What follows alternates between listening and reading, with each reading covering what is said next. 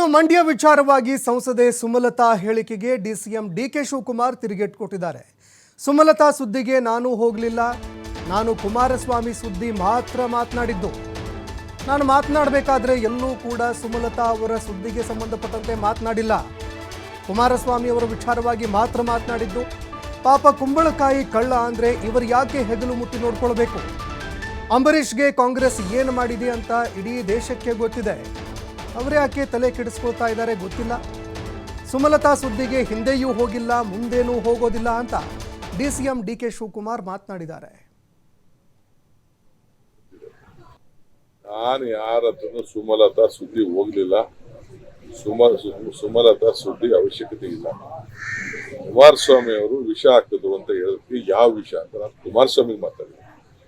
ಪಾಪ ಕುಂಬಳಕಾಯಿ ಕಳ್ಳ ಹೆಗಲು ಮುಟ್ಕೊಂಡ್ರೆ ಅವ್ರು ಯಾಕೆ ಮಾತಾಡಿದ್ರು? ಅಂಬರೀಷ್ಗೆ ಕಾಂಗ್ರೆಸ್ ಪಾರ್ಟಿ ಏನ್ ಮಾಡಿದೆ ಅಂತ ದೇಶಕ್ಕೆ ಗೊತ್ತಿದೆ. ಅಂಬರೀಷ್ ಕೊನೆ ಉಸಿರು ಏನ್ ಹೇಳಿದ್ರು ಅಂತ ಗೊತ್ತಿದೆ.